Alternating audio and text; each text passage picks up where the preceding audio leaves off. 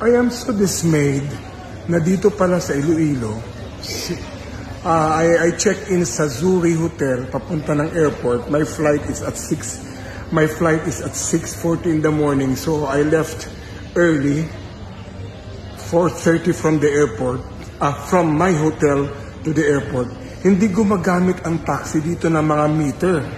Ang charge niya sa akin is 600 pesos from Zuri Hotel to the airport. Sabi ko, hindi kayo gumagamit ng meter dito. Hindi po daw.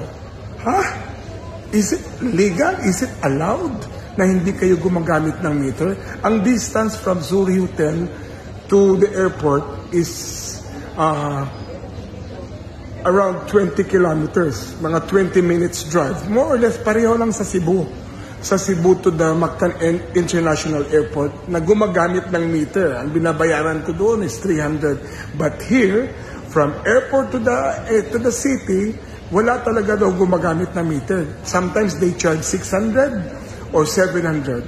Or in my case, I paid for 600 pesos on a flight that is 6:40. I left from the hotel at 4:20 in the morning. Madali lang yun, 20 minutes kasi walang traffic. And I was charged with an embarrassing 600 pesos. Ganun ba talaga dito sa Iloilo? From my hotel sa Zuri, hindi ko alam kung anong street yun papuntang dito sa airport ninyo. Hindi kayo gumagamit ng meter. Ano to? Legal ba to? LTO? Ano ba tong meron dito sa inyo? Sa Iloilo, bakit ganito yung hindi kayo gumagamit ng meter ang nag-charge kayo ng flat rate? In my case, 600. In some instances nga daw is 700. This is quite embarrassing, no?